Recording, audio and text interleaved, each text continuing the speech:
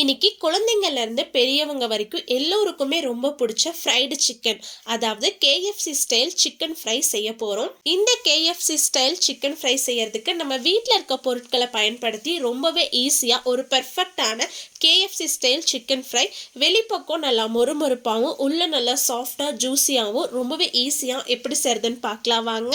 Welcome to Ooty cooking channel. Chicken fry செய்யறதுக்கு நான் இங்கே 1.5 கிலோ அளவுக்கு சிக்கன் பீசஸ் வெட்டி வாங்கிட்டு வந்திருக்கேன். இதை நல்லா கழுவி க்ளீன் பண்ணி எடுத்துக்கோங்க. ரொம்ப சின்ன பீஸாக சிக்கன் இருக்கக்கூடாது. நல்ல பெரிய சைஸில் வெட்டி வாங்கினீங்கன்னா தான் நம்ம கடையில் சாப்பிட்ற மாதிரியே இருக்கும்.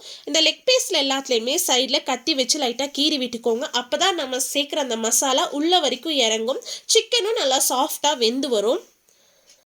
அடுத்தது ஒரு மிக்ஸி ஜாரில் 4 சின்ன வெங்காயம் சேர்த்துருக்கேன். அது கூடவே 8 பல் பூண்டு, 1 இன்ச் இஞ்சி சேர்த்துருக்கேன். இது கூடவே கொஞ்சமாக தண்ணி சேர்த்து இது எல்லாத்தையுமே நல்லா நைஸாக அரைச்சி எடுத்துகிட்டு வந்துடலாம். இது இருக்கட்டும். அடுத்தது நம்ம சிக்கனை மசாலாலாம் நல்லா மேரினேட் பண்ணி எடுத்து வச்சிடலாம். அதுக்கு ஒரு அகலமான பிளேட்டில் 1 கப் அளவுக்கு தயிர் சேர்த்துருக்கேன். கண்டிப்பாக தயிர் தான் சேர்க்கணும்னு அவசியம் இல்லை. தயிருக்கு பதிலாக 1 கப் ஃபுல்லாக மோர் சேர்த்துக்கலாம். மோர் இல்லாட்டியும் நம்ம பால் வேணாலும் சேர்த்து செய்யலாம். 1 கப் பாலில் கொஞ்சமாக லெமன் ஜூஸ் சேர்த்து கலந்துட்டு அதுலேயும் நம்ம மேரினேட் பண்ணி எடுக்கலாம். அதுவும் ரொம்ப நல்லா டேஸ்ட்டாக இருக்கும். உங்களுக்கு எது விருப்பமோ அதை சேர்த்துக்கோங்க. நான் இன்னைக்கு தயிர் யூஸ் பண்ணி செய்ய போகிறேன். இது கூடவே 2 முட்டை சேர்த்துக்கலாம். இது கூடவே நான் 1 டேபிள் ஸ்பூன் அளவுக்கு காஷ்மீரி மிளகாய் தூள் சேர்த்துருக்கேன். நீங்கள் நார்மல் மிளகாய் தூள் சேர்க்குறீங்கன்னா 1/2 டேபிள் ஸ்பூன் சேர்த்துக்கோங்க. கூடவே 1/2 டேபிள் ஸ்பூன் அளவுக்கு கரம் மசாலா சேர்த்துருக்கேன். கூடவே தேவையான அளவு உப்பு சேர்த்துக்கலாம். நான் 1 டேபிள் ஸ்பூன் அளவுக்கு பிங்க் சால்ட் சேர்த்துருக்கேன். இது எல்லாத்தையுமே முதல்ல ஒரு விஸ்க் வச்சு நல்லா கலந்து எடுங்க. அந்த முட்டை, தயிர் இது எல்லாமே நல்லா பீட் ஆகி வரணும். ஒரு விஸ்க் வச்சு நம்ம கலந்து எடுக்கும் போது அது எல்லாமே நல்லா ஒன்று சேர்ந்து வரும். இந்த அளவுக்கு நல்லா ஸ்மூத்தாக மிக்ஸ் பண்ணி எடுத்ததுக்கு அப்புறமா இதில் நம்ம மிக்சியில் அரைச்சி எடுத்து வச்சிருந்த வெங்காயம், இஞ்சி, பூண்டு அந்த பேஸ்ட்டை நல்லா ஸ்ட்ரெயின் பண்ணிட்டு சேர்த்துக்கோங்க. அந்த ஜூஸ் மட்டும் இதில் சேர்த்தோம்னா போதும். நம்ம வெங்காயம், இஞ்சி, பூண்டு ஜூஸ் சேர்த்ததுக்கு அப்புறமா ஒரு தடவை நல்லா பீட் பண்ணி எடுத்துக்கோங்க. இப்போ இதில் நம்ம எடுத்து வச்சிருந்த சிக்கன் பீஸ் எல்லாத்தையுமே சேர்த்துக்கலாம்.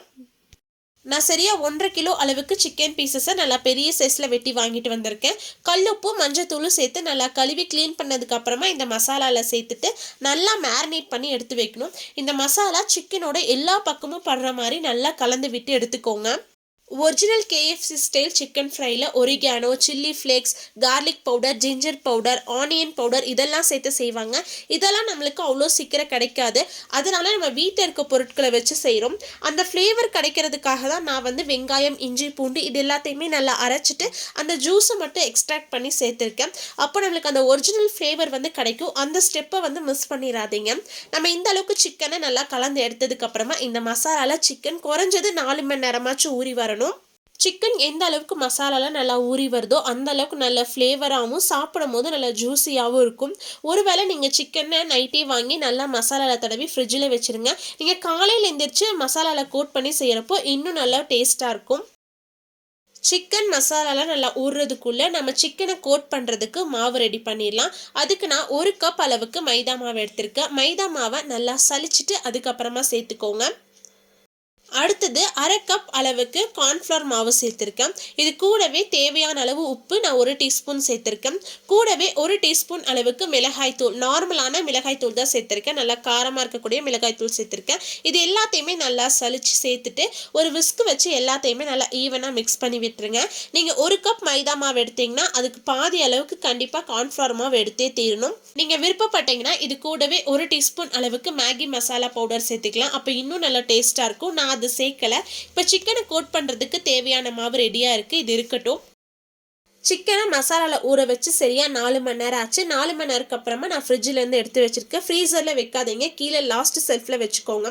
சிக்கனை மசாலாவில் சேர்த்து ஊற வைக்கும் போது இந்த மாதிரி அகலமான பாத்திரத்தில் ஊற வச்சிங்கன்னா தான் எல்லா பக்கமும் அந்த மசாலா ஈவனாக இறங்கும்.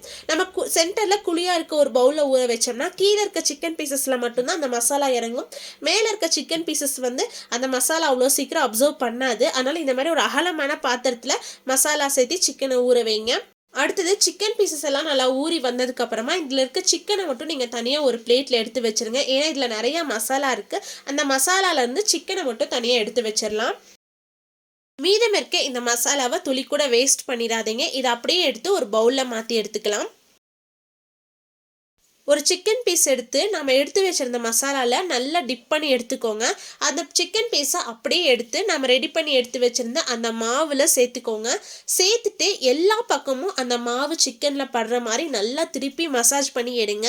சிக்கனை போட்டு ரொம்ப அழுத்தி எடுத்துடக்கூடாது. ஆனால் அந்த வெளிப்பக்கம் சிக்கன் தெரியவே கூடாது, ஃபுல்லாக அந்த மாவு தான் தெரியணும். அந்த அளவுக்கு நம்ம சிக்கனை அந்த மாவில் ஃபுல்லாக நம்ம கவர் பண்ணி எடுக்கணும்.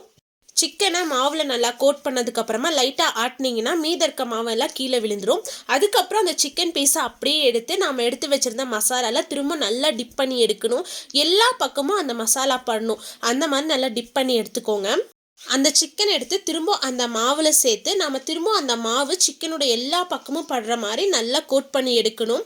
ரொம்ப சிக்கனை போட்டு அழுத்தம் கொடுத்து எடுத்துடக்கூடாது. அப்போ அந்த சிக்கன் இருக்க மசாலாலாம் வெளியில் வர ஆரம்பிக்கும். அப்போ சிக்கன் நம்ம எண்ணெயில் பொரிச்சு எடுக்கும் போது அந்தளவுக்கு சாஃப்டாக ஜூஸியாக இருக்காது. சிக்கனை நம்ம போட்டு ப்ரெஸ் பண்ணவே கூடாது. அந்த மாவை மட்டும் மேலே நல்லா தேய்ச்சி எடுக்கணும். சிக்கனோட வெளிப்பக்கம் துளி கூட ஈரப்பதம் இருக்கக்கூடாது. அந்த அளவுக்கு நம்ம மாவை நல்லா தேய்ச்சி எடுத்துடணும். சிக்கன் ஃபுல்லாக மாவு நல்லா கோட் ஆனதுக்கு அப்புறமா இதை எடுத்து வேற ஒரு பிளேட்ல வச்சிடலாம். அடுத்த பீஸ் சிக்கனை நம்ம கோட் பண்ணி எடுக்கிறதுக்கு முன்னாடி இந்த மாவை ஒரு தடவை நல்லா சலிச்சு எடுத்துக்கோங்க. ஏன்னா அந்த ஈரப்பதம் நிறையா இருக்கும். நம்ம அப்பப்போ சலிச்சுட்டு யூஸ் பண்ணும் போது மாவு அதிகமாக நம்மளுக்கு வேஸ்ட் ஆகாது. அடுத்து சிக்கன் பீஸையும் அதே மாதிரி ரெடி பண்ணி எடுத்து வச்சிடலாம். முதல்ல சிக்கன் பீஸை நம்ம எடுத்து வச்சிருந்த மசாலாவில் நல்லா டிப் பண்ணி எடுத்துக்கணும். அதுக்கப்புறமா அந்த சிக்கன் எடுத்து மாவில் சேர்த்து மாவு எல்லா பக்கமும் படுற மாதிரி நல்லா மசாஜ் பண்ணி எடுத்துக்கோங்க.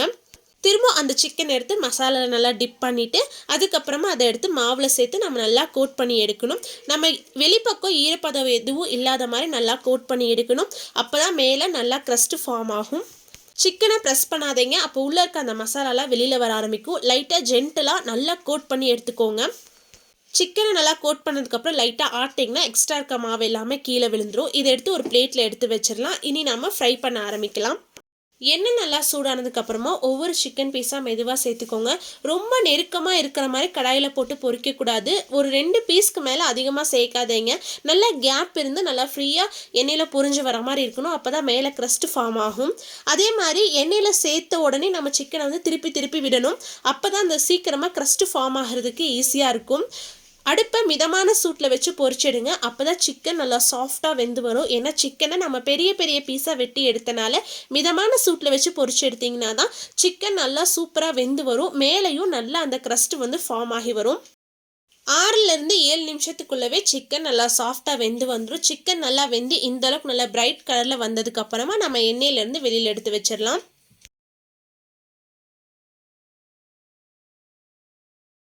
மீதம் இருக்க எல்லா சிக்கன் பீஸையும் அதே மாதிரி எண்ணெயில் பொரிச்சு எடுத்து வச்சிடலாம். முக்கியமான டிப் என்னன்னா, நீங்கள் ஃபஸ்ட்டு பேட்ச் எந்த அளவுக்கு சிக்கன் பீஸஸை எண்ணெயில் பொரிச்சு எடுக்கிறீங்களோ அதை மட்டும் மசாலாவில் கோட் பண்ணி ரெடியாக எடுத்து வைங்க.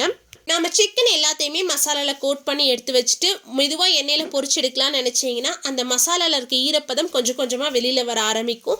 அப்போ நம்ம எண்ணெயில் பொரிச்சு எடுக்கும் போது அந்த அளவுக்கு crust ஃபார்ம் ஆகாது. அதனால் நீங்கள் எப்போ எண்ணெயில் பொரிச்சு எடுக்கிறீங்களோ அப்போ மாவில் நம்ம டிப் பண்ணி உடனே நம்ம எண்ணெயில் பொரிச்சு எடுத்தோம்னா தான் crust ரொம்ப ஈஸியாக ஃபார்ம் ஆகி வரும். அடுப்பை ஹை ஃப்ளேமில் வச்சு பொரிச்சு எடுத்திங்கன்னா சிக்கன் எல்லாம் உள்ளே நல்லா சாஃப்டாக வெந்து வராது. அடுப்பை மிதமான சூட்டில் வச்சு பொறுமையாக பொரிச்சிடுங்க. அவ்வளோதான். ரொம்பவே சூப்பரான டேஸ்ட்டில் நம்மளுடைய KFC ஸ்டைல் சிக்கன் ஃப்ரை ரொம்பவே ஈஸியாக ரெடி பண்ணிட்டோம். இது பார்க்குறதுக்கு தான் ப்ராசஸ் கொஞ்சம் ஜாஸ்தியாக இருக்க மாதிரி இருக்கும். ஆனால் செய்யறது ரொம்ப ரொம்ப ஈஸி. குழந்தைங்களுக்கு பிடிச்ச இந்த சிக்கனை நம்ம அதிகம் காசு கொடுத்து கடையில் வாங்காமல் ரொம்ப ஈஸியாக நம்ம வீட்டில் இருக்க பொருட்களை வச்சு ரொம்பவே சூப்பராக செஞ்சு கொடுத்துடலாம்.